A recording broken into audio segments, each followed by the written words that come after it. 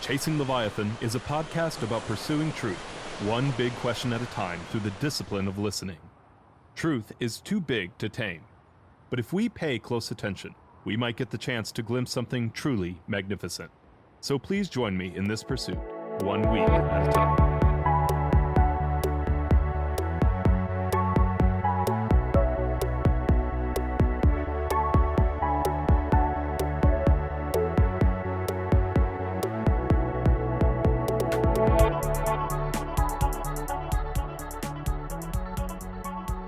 Hello and welcome to Chasing Leviathan. I'm your host, PJ Wehry, and I'm here today with Dr. Joshua Rasmussen, Associate Professor of Philosophy at Azusa Pacific University, and also the creator of the Worldview Design YouTube channel.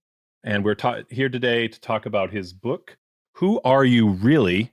And glad to have you here today, Josh. Talk to us a little. Thank you. Yeah, I have it on Kindle, so it's not as pretty to look at. Thank you for showing us the beautiful cover. There you go. Yes. Yeah, thank you. It's great to be with you. I'm excited about this conversation together, especially because I feel like we're going to be talking about a subject that might be the most important subject that any human being could possibly talk about. So thank you. Well, this is a big questions podcast, so that makes sense. I think we're on target there. First off, just to start with, why this book? Why Who Are You Really? Yeah, so this book is about the nature of you and also how you could come to be. So it divides into two parts. The first part focuses on what kind of a being are you, specifically you, and generally the kind of being. And then second, if we can get a clarity about what kind of a being you are, how can something like that ever exist? And there is a mystery here about how conscious beings could exist. Near the beginning of the book, I talk about the general mystery of how anything can exist. People can get startled by that. Like, why is there something? How could there be anything, right? Maybe philosophers especially get startled and interested in that. But there's this other kind of more specific question about, if there's going to be stuff in reality, why are there the kind of things that can wonder how we got here? Why is there wondering? Why is there consciousness in general? Why are there people? So the subtitle of the book is A Philosopher's Investigation into the Nature and Origin of Persons. And the reason why I wanted to write this book was because I saw a lot of developments, I would say exciting developments, in the analysis of consciousness by philosophers of mind and scientists working in the science of consciousness. Some interesting lines of convergence behind the scenes that are not well known in the popular sphere. And so I wanted to display some of this progress in our understanding of consciousness. And also I have my own contribution to the field as well. And so I have pieces in there that kind of share my latest thoughts about this. And I think that if people can feel like they can get a handle on the questions and kind of be equipped to think about it for themselves, they'll feel empowered to get a greater understanding of really who they are, how they fit into the world. So that's why I wrote the book, is I feel like there's a lot that people can know about reality that people don't know that they can know. And I wanted the book to help people see that, discover that. So who are some of the scientists of consciousness and philosophers of mind? Who are, like, their work is what's getting you excited? Who are those people? Well, one guy has kind of come more into the popular sphere. His name is Donald Hoffman. I don't know if you've heard of him, but he's done some very innovative work on the nature of perception, the science of perception.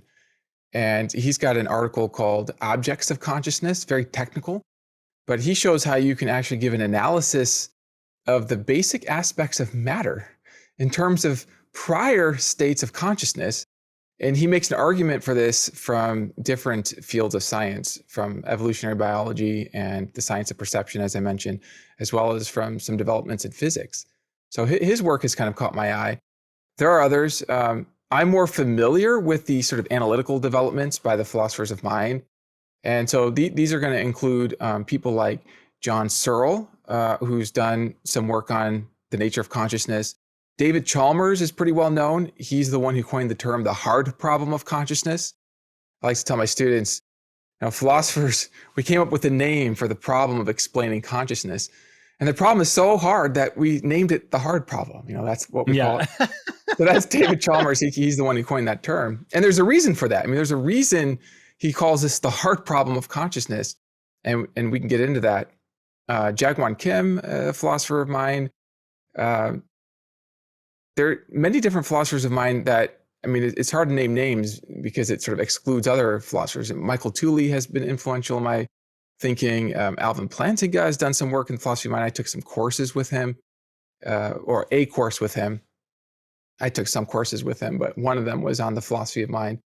And all these different philosophers are, in a sense, analyzing common data to try to understand what this data is and how it came to be. Again, the nature of consciousness and the origin of consciousness. Even as you started from the beginning of like, there's this thing that wonders, there's this thing that thinks. What influence do you take from Descartes, and what are the similarities and dissimilarities? Because even you start to almost talk about, and then there must be a personal substance, right? And so Yeah, right. I was like, I mean, that sounds familiar. So what are the influences, and how are you similar and dissimilar to Descartes? I love this question because, Descartes sort of known for the argument for his existence, in a sense, like, I think, therefore I am kind of idea. And I think what's going on there is he's actually, I've thought about this. I used to think, oh yeah, you can't deny your existence without existing, because you'd have to be there to deny your existence. So it's kind of self-defeating to deny your existence. So I kind of like that argument. But then I got to thinking, but wait, how do I know that I'm even denying my existence? Like, how do I even know anything about me and my thoughts? And kind of what I try to do in my project is start even just there, just with this very, very basic question. And I talk about this inner light that you have called introspection. This is the power by which you can be aware that you have thoughts, that you have feelings, that you can form an intention. I think it's by introspection that you can be aware that certain thoughts and feelings belong to you, and they're not your wife. It's not that your wife is having those thoughts. You're aware of yourself having those thoughts, right? There's a self-awareness implicit in that. And this is a very, very powerful tool that's often neglected, this power of introspection. You're familiar with the sort of empiricists who emphasize the 5 empirical senses of seeing with your eyes, tasting, touching, smelling. Which one am I missing? Seeing, hearing, tasting, touching, smelling. Right? Those 5 senses. And there's kind of this idea that, well, those senses give you contact with reality. Okay? Those are the primary modes to know. If you can't get to it through some kind of empirical detection, it's not even real. But what's interesting, PJ, is that you wouldn't even know that you have those 5 senses without introspection. Because think about it. By what sense do you sense that you have senses? It's not with your eyeballs. Your eyeballs don't see. Okay, your eyeballs see shapes and colors, structures of shapes and colors, right? So if you see a leaf, you're seeing a structure of shapes and colors. But you're not seeing your seeing of shapes and colors with your eyeballs. That's another power that you have. That's the introspective power. It's the light by which you can know that you even have those 5 senses. And it's a very important light because it's by this light that you can, I would say, verify Descartes' idea there that you think. You can be aware through introspection that you think. And that you exist, right? You don't even have to argue for your existence if you can just have immediate awareness of that. So that's where it's not so much that I would disagree with Descartes. I would actually kind of show how it is that you know that he's right about that. Now, people might think of Descartes' particular view of the nature of persons. And what I like to do in this book is kind of start from scratch, not really start with existing paradigms and try to defend one of them or argue against, but just kind of start with introspection and begin to collect some data and then begin to make a case for, well, it's not even so much a case. It's more of I almost just want to say like a painting of some aspects of you. So you feel, you think, you can intend, you have value. You can discern these things through introspection. There's you. There's also a body that you have. What's the relationship between the two?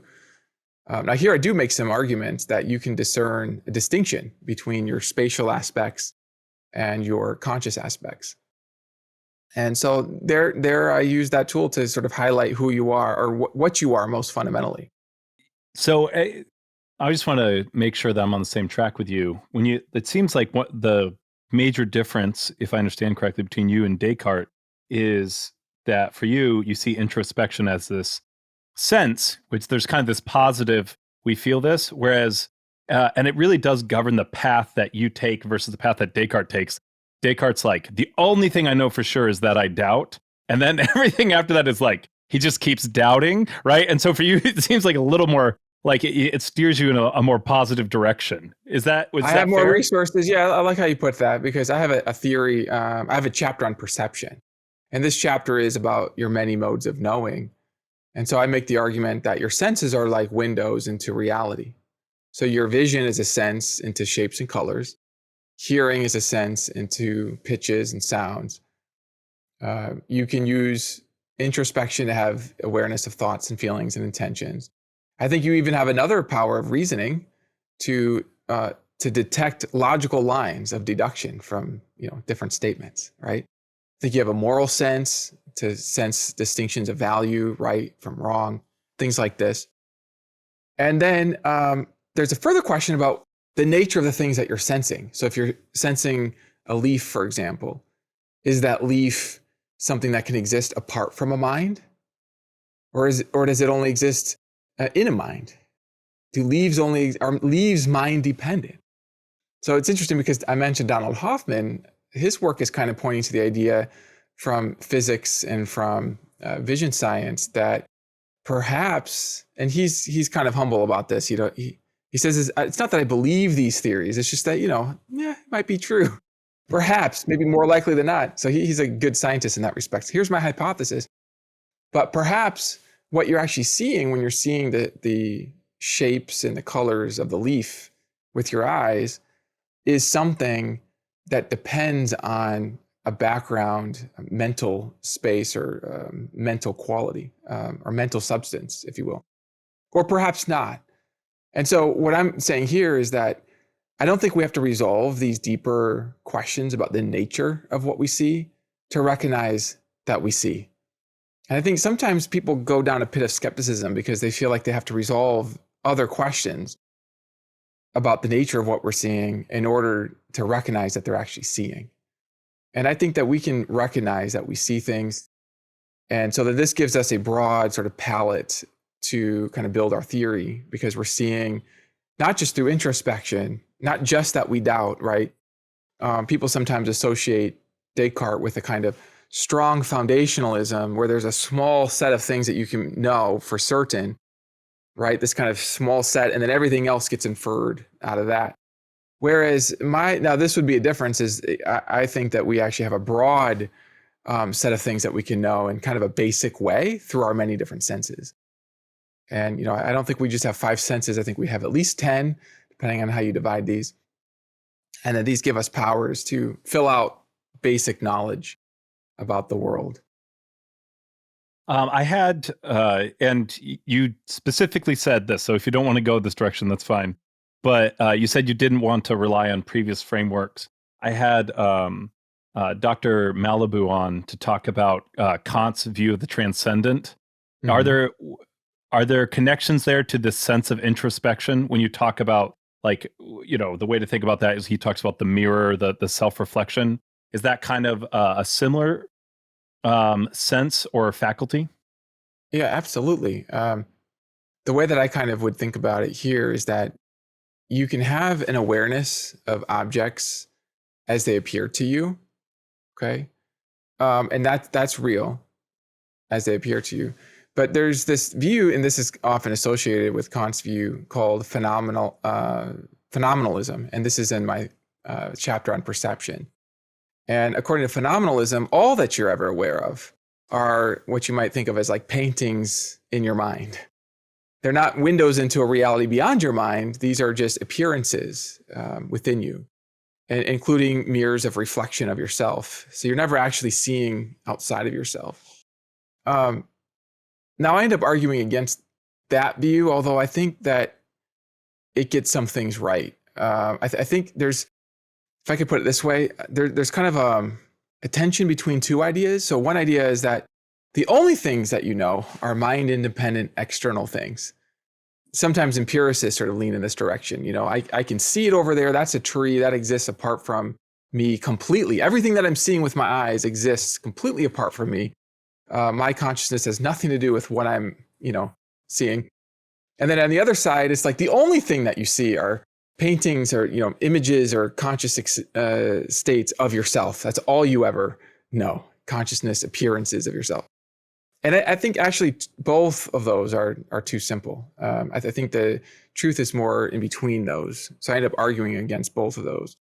This is why I have a window theory of perception. On my model, I think that you can be conscious of things directly, like shapes and colors. But it doesn't follow from your consciousness of those things that they depend on your consciousness of those things. That doesn't follow. And in fact, I think there's good reason to think that some of the things that you're conscious of don't depend on your consciousness. And an example that I give in the book is about logical relations. So for example, I think that if something is true, then it's not at the same time not true. Okay? And I think I can actually see this connection between truth precluding not true. I can actually see that preclusion there in my mind through reason. But that preclusion doesn't depend on my seeing it, right? Like people can take math tests and logic exams, even if Josh Rasmussen is not seeing these things, even if I don't exist. I think I have good reason to believe that those things, those logical relations are there and they hold apart from my own awareness of them. And so there, I think what's happening is that I'm having an internal consciousness that's within me of something that doesn't depend on me. So this is why I say it's a window of awareness to things that don't necessarily depend on me. And this opens up the possibility, and I should say possibility because further considerations might rock the boat a bit, but it's the possibility that even when you're aware of a leaf, the shapes and the lines of the leaf that you're conscious of don't depend on your consciousness of them, that the leaf is independent of your own consciousness. But I do say that depends on other considerations, because when you start looking into the nature of matter itself, it does start getting a little bit weird, how those things really even could exist apart from consciousness. So, but we can sort of bracket that, that weirdness over there. But the idea is that you have these powers to look into reality. And like if you go with a window versus like a mirror, for instance, you still have the capacity, or not the capacity, you still have the as part of it being a window, the window can get smudged, right? So like even as you're talking about logic, Yes. My third grader, I homeschool him, and we are working hard on just nailing down our times tables. And so the other day it was 6 times 8, and he's like, it's 46. I'm like, no, it's not. This is mind independent. Like That's right. That's right. That's great, actually, because that shows, I love the smudging of the mirror or the window, because there's something in your mind that's not out beyond the window. It's the mistake that's in your mind. But there's a truth that's beyond your mind that you're also able to see. Yeah. So I understand. I think I understand where you're going with that. Now, you mentioned this earlier, the hard problem of consciousness. Yeah. And with such it's a hard name to remember, but the very, very difficult name, but very complex. It's very hard complex to remember that name. But can you talk to us a little bit about what that is, and then how that differs from what you call the constructing problem of consciousness? Yeah, absolutely. So just last week, actually, I was having a conversation with Alex O'Connor from The Cosmic Skeptic, and we talked about this, the hard problem. And I mentioned to him that I count at least 7 different construction problems, where the hard problem I think of as just one of many, many different construction problems. So the construction problem, as I think about it, and now the construction problem, that's my term. That's a term that I coined in my work to kind of organize other problems as well. But the general construction problem is just the general problem of seeing how to construct a conscious being by any means. So I've got some Legos here in my hand, And there's a question about like, could we put these Legos together so that when we put them together in a certain way, we've constructed a conscious being that's having its own private experiences and hopes and dreams, and it's rotating images of purple dragons in its mind. It's not that the building blocks are purple, right? The building blocks have their own colors, but once you get them organized in the right way, you construct a conscious being that can have a visual imagination and a hope that it not be destroyed, okay? That's the general construction problem. And then this general problem has, like, the reason why this is a problem is because there are many specific problems with constructing conscious beings. There's the hard problem. I'm going to say a bit more about that. There's a binding problem of how you get a bunch of different things to be unified into a single thing. There's a binding problem of consciousness. There's a causal exclusion problem. I think I mentioned Jaegwon Kim, a philosopher who's championing this particular challenge, which has to do with how you as a conscious being could actually do something in the world without your actions being causally excluded by more fundamental microphysical things, particles, atoms, fields like this. There's an identity problem of what explains why you are specifically you and not a duplicate of yourself.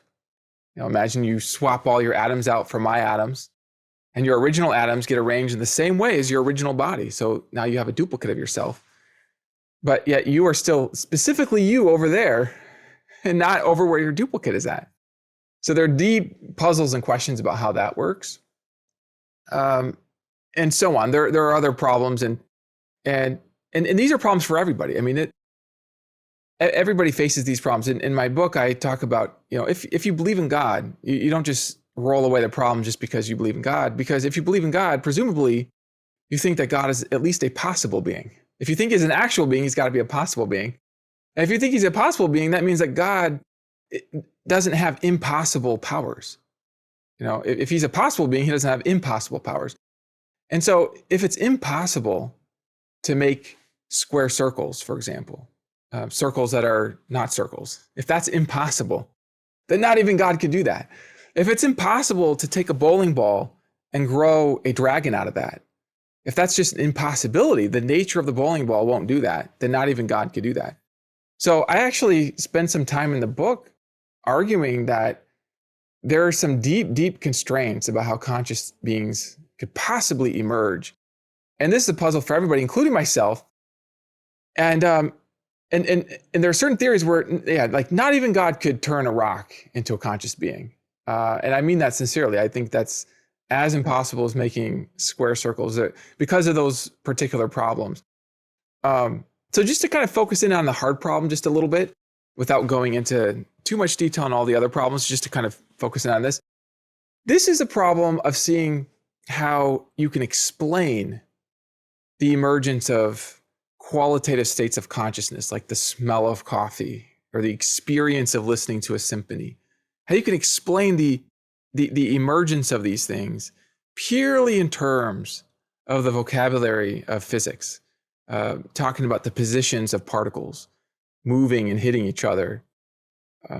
Some people say, well, you just need more complexity. You need enough particles, right? But we have this kind of intuition that sometimes complexity it won't work if it's the wrong category. It's like, how complex does a number have to be in order for that number to be a bowling ball? It's like, no, complexity there doesn't make a difference. If you have mental images, I was thinking about this actually today. I was with my kids at the park, and lo and behold, I was thinking about consciousness with them. I mean, they were running around, but I was thinking about this material problem of how can you get consciousness with the wrong material? And one way of kind of illustrating this is just coming up with examples where kind of everybody would agree you can't build a conscious being out of that material. And I was thinking about the materials within consciousness. So like materials like while you're dreaming, you have a scene of, let's say, some mountains. And imagine that in your dream, the scene of mountains kind of explodes into little like particles in your dream, right? And then you could ask yourself, well, could those little dream particles have images of purple dragons? Could those very particles be conscious? Not could they be in your consciousness, could they have their own consciousness? Could they turn into a conscious being and then hope that you don't wake up because then they'll go away, right? Is that possible? And I would say that we actually have a power through insight into the nature of these things to see that, no, that's not possible, okay? Now, the hard problem is saying something a little bit more modest. What it's saying is that we don't really see how to explain. We don't have a way of seeing how it is possible just by understanding the nature of the items and then organizing them in certain ways. Okay. Now here I was talking about the brain imagery, but now let's shift to particles of sand. Can you take some particles of sand, get the wind to blow in just the right way, and the particles enter into a formation that is simulating a nervous system, okay, or a brain, like a little brain, right? And how do we know? Maybe that happens, right? But the idea is that there's no description of the positions of those particles, of the motions of the particles, of the number of particles, that from the knowledge of that description, you can just see that, oh, those particles would have private conscious experiences. I think you can actually, I kind of make the argument, you can actually see that they can't. You actually have a way of seeing that's the wrong material. But the hard problem is saying that at least we can't see that they would be conscious. And the reason why this is relevant is because it provides a motivation for a number of philosophers to try to kind of minimize mystery beyond, we don't want to multiply mystery beyond necessity. So if you can't really see how you can derive the one from the other, then one way that you could go is just say, hey, maybe the consciousness is deeper into reality. It doesn't emerge out of these things. Because if it did, then you have this explanatory gap problem. You can't see how the particles in the wind or in a brain or whatever would start having feelings. It's not an argument from ignorance. It's an argument from the knowledge that we have consciousness together with wanting to not multiply mysteries beyond necessity. So we have consciousness. There's no need to assume. This is a little bit difficult actually to articulate because for some, the story that consciousness emerges later out of brains is almost just taken for granted.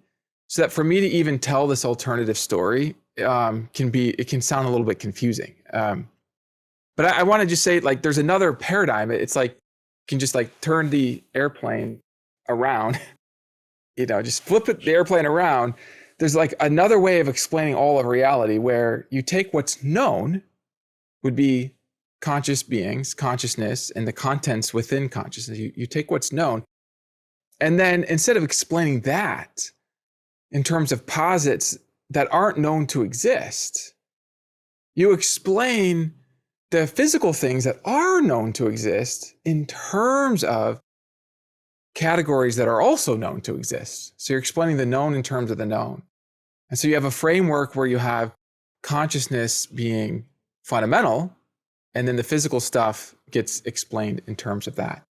And there are different ways of fleshing this out, but this would be one way of responding to the hard problem. Of course, it is not the only way, but it is sort of one kind of solution. And it's why a number of philosophers care about that problem.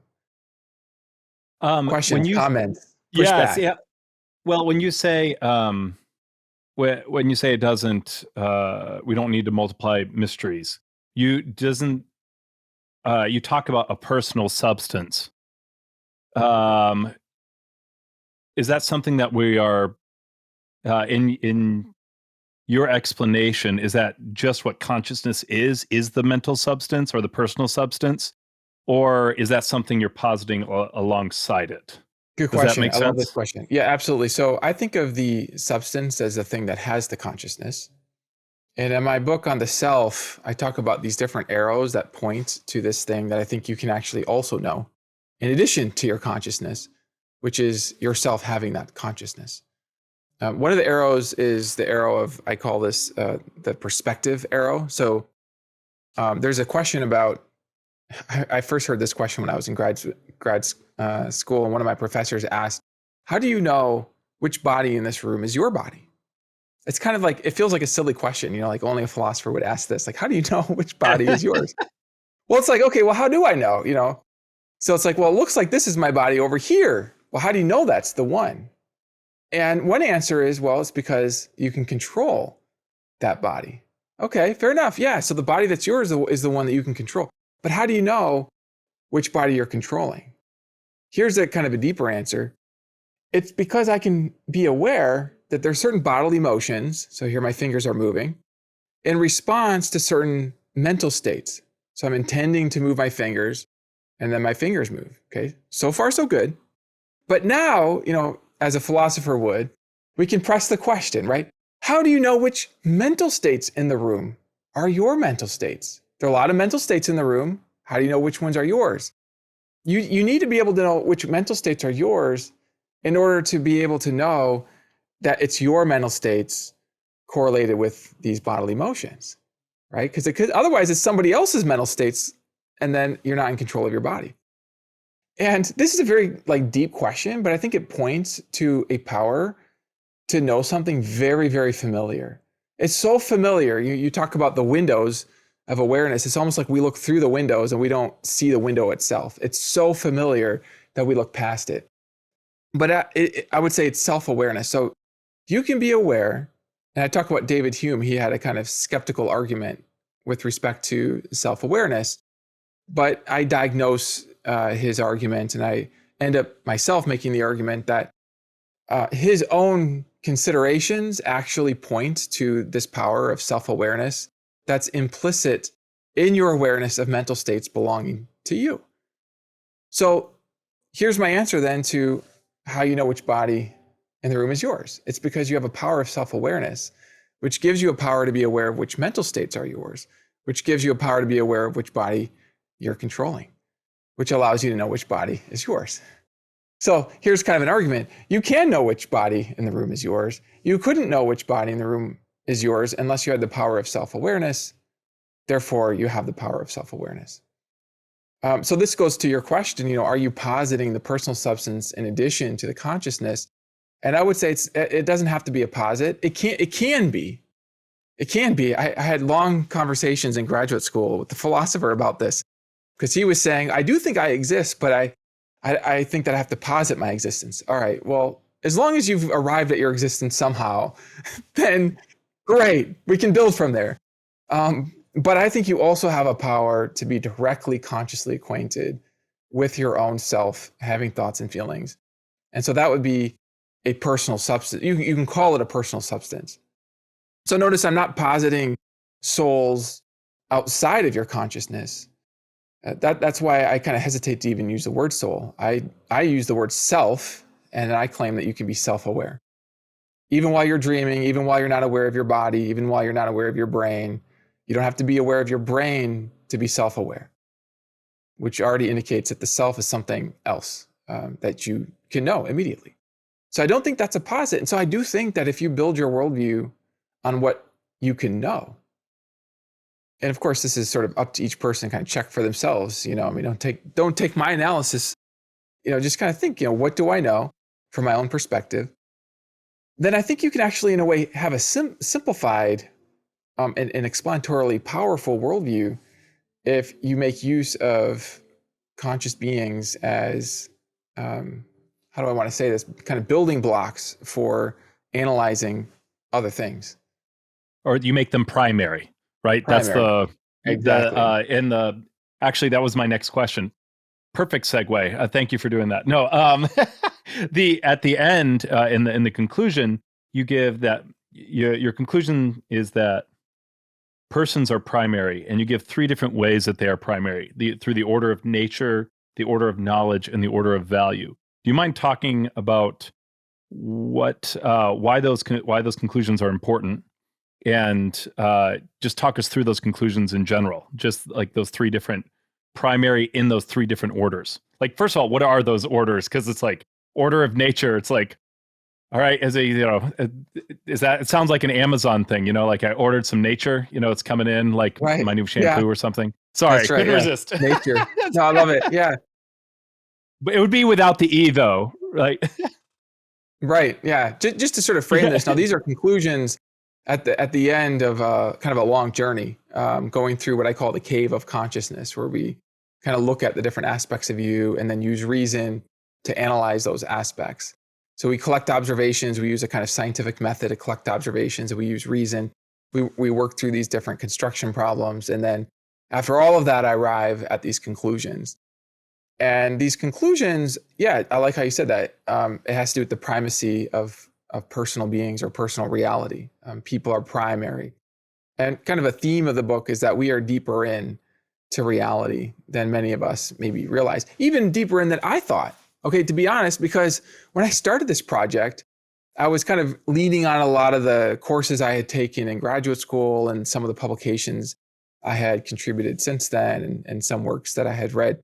But I really wanted to do a deep dive. So I was kind of reading a whole wave of recent work in science as well as philosophy, and then just taking long walks and trying to think about it.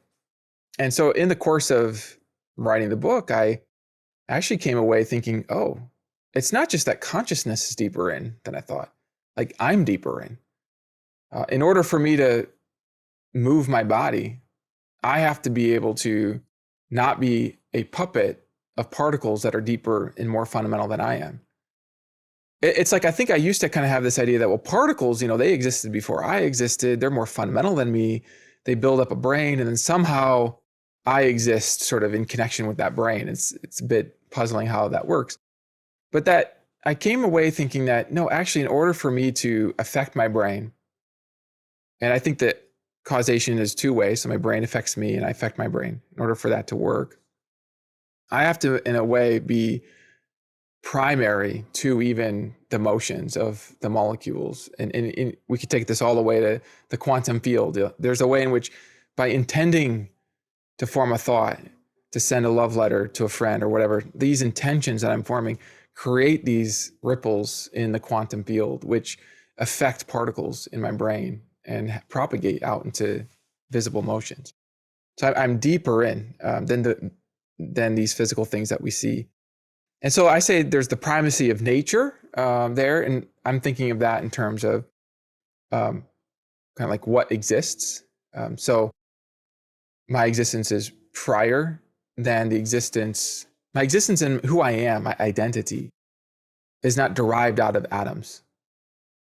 One of the reasons, and I have to just kind of sketch this because it takes work to really draw this out in detail, but one of the reasons that I say that my identity is prior to the atoms is that it's that problem of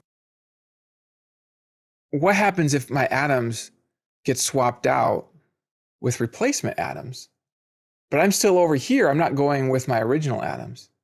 But if my original atoms carry my identity, then I should go wherever those original atoms go. Okay. Now, if you say, well, it's not just the atoms that carry my identity, it's the atoms plus their arrangement. Sometimes people suggest this. It's like, once the atoms are arranged in a certain way, okay, well then take those original atoms and arrange them into the brain that I had when I was a child. Okay, or even the brain that I have right now. Get them into a duplicate copy of my current brain. Do I have a first person conscious awareness now of being over there? Do I like suddenly shift over there? I mean, because it seems like I am aware of myself even as atoms are going in and out.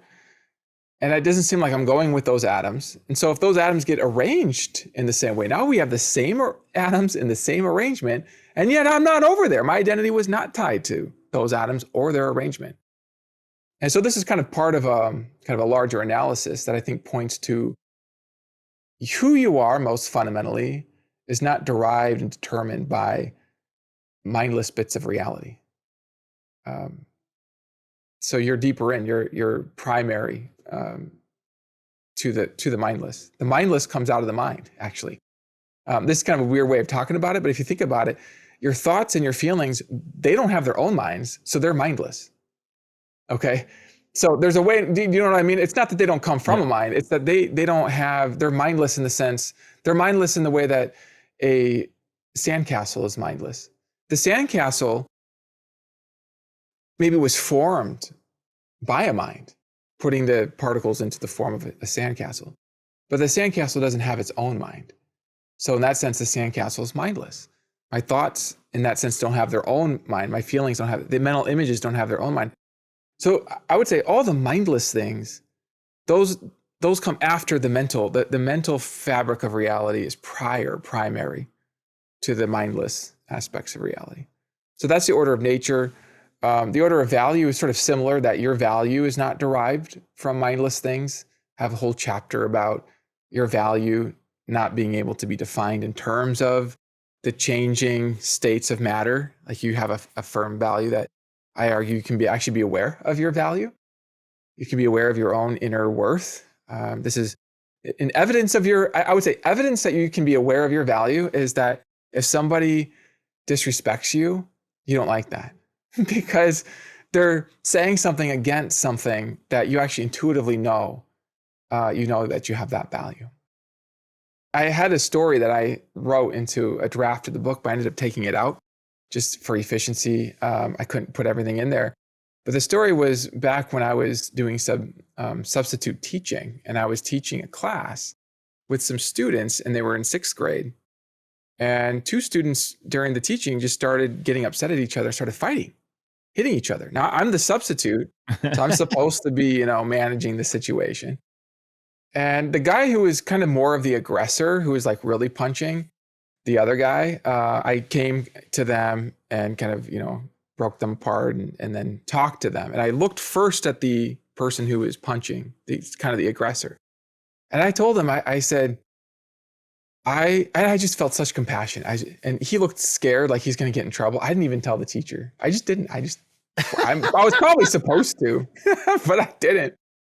But I looked at him, I said, I understand. I know why you punched him. It's because you have a knowledge of your value. You actually have self-respect. You know who you are. And this guy was attacking and going against your value. And so you're going against that. And so after I said that to him, I think he must have felt validated and known. He put out his hand to the other kid and apologized, which I was just like very happy about that. Right. And I saw that kid another time when I was teaching, and we definitely formed a bond over that. But I'll never forget that because it illustrates to me that even when we're sort of fighting other people, because we feel disrespected, it's because we actually have a knowledge inside that we have value, we have worth. And that this value doesn't depend on the color of your nose, okay? You expect I'm going to say the color of your skin. Well, it doesn't depend on any color. Like we intuitively know that if somebody takes some white chalk and just wipes it on your cheek, you don't lose your value. And I draw this out because it takes a little bit of kind of analytical surgery to sort of trace these lines to the logical implications. Like, okay, so if I change shape, will I suddenly no longer have that intrinsic worth? No, it doesn't depend on shape. What does it depend on? Right. So this is the kind of the value challenge. Like, what does your value depend on? And I end up making an argument that it doesn't depend on anything in the spatial material world at all. You're prior, you're deeper in, your value is deeper in. There's no way of just arranging spatial things to take away your value or to give you more value. One, I'm really looking forward to your upcoming book, Joshua Rasmussen, Confessions of a Substitute Teacher. But yeah, that's right.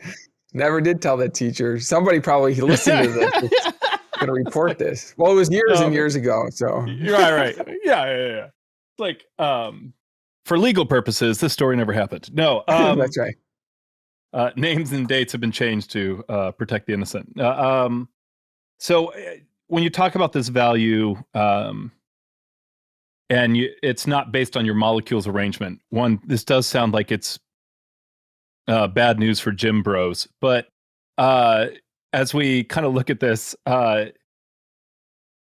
it does seem like people do attach you're talking about this awareness of inward awareness of value, but that doesn't seem to be, and I'm going to get is it incorrigible? In the same, I can't remember the if you look at the verification hypothesis, they talk about like there's certain types of statements that like are just like very obvious, like 2 + 2 = 4. Yeah, you can't doubt self-worth. Yeah, self-worth is definitely doubtable, and it can be, and people definitely arrange like their self-worth can be based on the arrangement of their molecules, right? Yeah. Their sense of their self-worth, their feeling that they have self-worth because of external voices, right? I mean, we come up with these standards like you only have value if you win this race. And I mean, I think we kind of intuitively understand that no, it's not really that you have to win this race, but we come up with these external measures, right? Um, and let me just say that even though I do think you can have these powers of knowledge that are direct, you can get knowledge. I don't think that therefore you can't have doubts about it. In fact, I mean, I wouldn't write this book if there were no doubts about the things I'm talking about. I actually think everything can be doubted. I think you can doubt your own existence. So, even as far as like Descartes goes, like I doubt, therefore, I exist. No, I think you can doubt your own existence because there are ways in which obstacles can roll in to there's two ways this happens, I think. So one is that you actually aren't really paying attention to the things that you can know. So, for example, maybe there's a mathematical proof of something. And it takes some time to trace those lines to the conclusion. It's not easy to know. There's no blame about it. It's just it takes some time. You're not just born like knowing all of these things. And so you actually have to apply your conscious attention to notice these things. I think this is true with noticing your own self, even noticing your own noticing, I think takes a bit of work. You're not just born noticing you're noticing. That takes some work, noticing your consciousness. So that's the first kind of barrier that I think can roll into the knowledge of your self-worth is that, it takes a certain amount of maybe life experience or paying attention to, okay, what is going on? Like, why am I feeling mad? Like, what's the root reason? Why do I want to win? Like, what does winning mean to me? Why do I want these shapes? Why do I want that external approval? And then you sort of trace those whys to something deeper in, something core, and then you can have this awareness, oh, there I am. I have value. That's why I don't want to be destroyed, because there's something about me that is worth something. Okay. Now, maybe it's actually in a weird way easier to do this for others. Like that person has value. That 4-year-old over there who's lost her parents and nobody even knows who she is. It's not that she doesn't have value now because nobody values her. You see her over there and you think, you know what, she has value, and she had value even before I saw her, even before I knew her situation. She herself, let's say, doesn't know that she has value. She thinks she's trash. She just left out to the wind. But intuitively, I think we understand there's something special over there. There's value there. So that's the first thing is it takes certain awareness, and that awareness can be doubted. The second, I think, reason for doubts has to do with, I think so much about this, because I think people can actually be acquainted with something and still doubt it because external voices or other reasons are louder. I had this experience when I was looking for our broom to sweep our house, and I couldn't find our broom. And so if I can't find something, what am I going to do? If I can't find something, I'm going to ask my wife, Rachel, where's the broom? Now, before she could respond, my eyes saw the broom between my refrigerator and a wall in a kind of like dark space. So I saw the broom. It was there in my mind. And she said, the broom's outside. I believed her. I went outside. My body was like programmed to go outside. Even while I saw the broom inside, I went outside. I verified it wasn't out there. I went back in and I pulled it out of the place that I already saw it. And I love that example because it's a real example. Like I knew that I saw it, but I didn't believe what I was seeing because of my wife, the power of her authority. And I think it illustrates something that is so common actually on a deeper level, which is that oftentimes we'll just inherit belief systems. We'll have maybe people in reputable positions, maybe a pastor or a scientist that we look up to, and they carry more authority over our mind than our own direct conscious awareness. Like you're directly consciously aware that you have thoughts, but you can't believe it because you've been reading these scientists and philosophers who are eliminativists who say we don't have thoughts because of neuroscience and all this stuff. And you're like, yeah, I guess we probably, I'm not sure if I can believe that I have thoughts now, right? Even though you're directly consciously aware of them. So I think that's possible. I think it is possible to be directly aware of something and then still doubt it. And that's why I think it's important to pay attention to kind of what you're aware of and work through that. Yeah, go ahead. So we are persons are primary in the order of value, but that is smudgeable, to just continue to belabor this metaphor that that we set up. Absolutely. Yeah, it's smudgeable in the same way that getting the addition wrong, is smudgeable, right? Right. Absolutely. Yeah. You And then can fail to believe something that's true. That is possible. that kind of Yeah. takes us to that last one, which is the order of knowledge, right? Which is Yes. so talk me through that, if you don't mind. So this is so interesting to me because I think sometimes people flip the truth 180 degrees. And I used the metaphor of the airplane before because I heard that apparently it used to be that airplanes would sometimes get upside down and there'd be just one pilot and they would think the airplane was right side up. And so they would pull up and crash the plane. And you can imagine scenarios like this. Imagine the plane comes over a lake and you can see it's like the lake is reflecting the sky. You look the other way, there's the sky. It's like perfect symmetry. And I'm not even saying this happened over lakes. This just happened in various places. You get the plane upside down, but you think it's right side up. Yeah. And so I've noticed that I think worldview is like this. I think sometimes we get our worldview upside down and we're so used to that. We interpret everything in terms of that it feels right side up, but the truth is exactly the opposite. And I think knowledge is like this. So I think that your knowledge, most fundamentally, the clearest things that you can know are the things that are within your own direct consciousness. So like you can know that if you had coffee this morning from an immediate experience that you have, even while there's no scientific investigation or literature on your experience, that doesn't mean that, well, now it's just your opinion and it's doubt, you should doubt that or something. The scientific consensus on a topic is less sure, I think. And here's why. It's because the way that scientists arrive at a consensus is by individual people having firsthand experiences. And those firsthand experiences are the sources of the knowledge. And then the scientists can interpret those, give an inference, write it in a paper. And you're reading the paper, and there's inferences that you have to make that are not 100% certain. You have to make the inference that, this paper was actually written by who claimed to have written it. You have to make the inference that, in fact, your experience of the paper is not just in a hallucination, that you're not just dreaming, right? So you've got these inferences.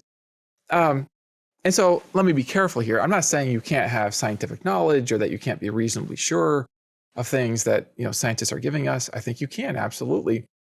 But I think sometimes we disempower ourselves because we actually think that the most certain things are things that are like external to our conscious awareness that have to be reported to us by people in perceived authority.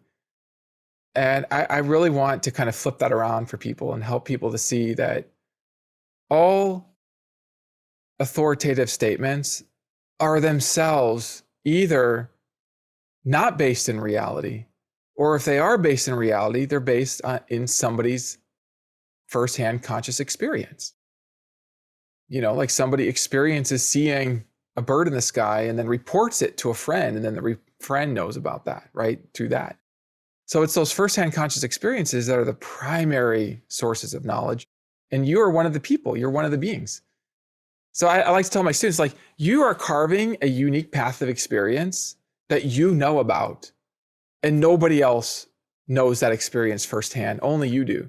And that's actually one of the things that you carry. One of the things that are valuable is that you have treasures of understanding of things that are unique to you.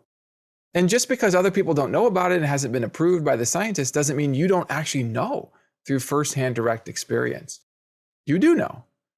So that's why I say persons are primary in the order of knowledge. Knowledge starts with individual persons, and the knowledge of persons, the knowledge of ourselves, is prior to the knowledge of impersonal things.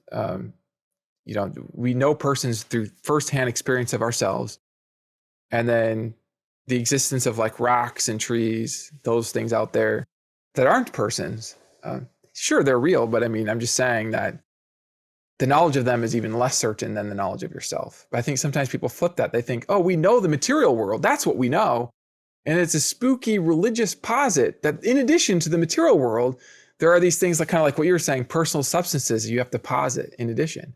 Isn't that what you don't know? You don't know that there's a personal substance. That's what you have to posit. And I would say, no, it's exactly the opposite. If there's anything you know with perfect clarity, it's that, or at least can know, is that there are personal substances. You don't have to call it a substance, but there's personal beings. There's you. There's persons. Yeah. There's persons. Yes, absolutely. So Yeah. I hope that makes sense. Yeah. Yeah. Even, and I've probably said it too many times in this podcast, but I just love it so much. As you're talking about the plane example, it reminds me of Wittgenstein defining philosophy as getting the fly out of the glass bottle, which really I've actually heard people talk about as being like very obscure. And to me, it made immediate sense because I hate it when I get a mosquito or bee in my car and you can't, and it's stuck on the windshield, right? It's like, and you can't, and you're just like, look, for both our sakes, please go out the window. And so there's this constant like, we think we're there, we think we have it, but it's understanding that this is actually a dead end. Well, in the plane example, dead end is probably a little too appropriate, but the kind of as we wrap up here, I want to be respectful of your time. What is one thing you would leave our audience thinking about, or what's one thing you would recommend they do this week after listening to this episode? I think sometimes we take for granted the things that are the most familiar. You wake up in a bed and like, there you are. You are there. That's a very familiar sort of piece of reality right there. But we think about other things. We think about, okay, we got to get to work, get to school, got to take care of the lawn, got to do this, that. There's all these things sort of external to ourselves. We're looking out into the world through the window of ourselves, and we look past our very selves.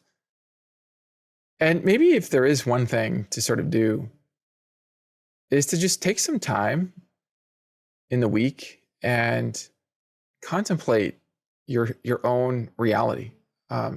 You can actually make some observations. Like, what are you thinking? What are you feeling? What are some aspects of your thoughts? Can you notice if you focus in on a feeling, that feeling has colors? Oh, it doesn't have colors. Okay, what does that imply? How could a colorless feeling relate to gray matter in your brain? And be careful not to rush to, oh, well, we know what the science is. Just take some time to just focus in, because the scientific data is open to interpretation. And I think that sometimes people rush to interpretations that leave out very crucial first-person data, the data that you can have from your own first-person perspective. And it was, honestly, like today, I was with my kids in the park, they were running around, and I was just doing this very thing again, even after having written this book, and just collecting some new data, actually, that I hadn't really gotten quite so clear. I was like focusing on the images in my mind and thinking about how those images could have their own images. Like, could a purple image have a red image in its mind? How would that work? And I'm drawing this out and then making connections between brain states. And well, what are brain states? Are they things in space? Are the things in my images in space? They seem to have spatial, if I'm dreaming of a spatial thing, like what is that? So you can do that. Like, you can actually pay attention to yourself, pay attention to the familiar, and then ask yourself this question: how could something like me exist?